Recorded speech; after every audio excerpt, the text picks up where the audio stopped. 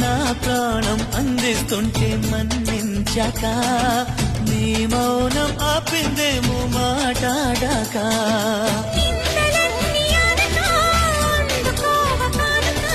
నింగి నుంచి నేరుగా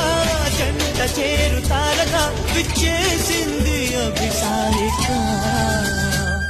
ఉరిమే మేఘం అప్పుడే కరిగిందా జిలిబిలి స్వరముల చెలిమిని చిలికిన కలలై కురిసిందా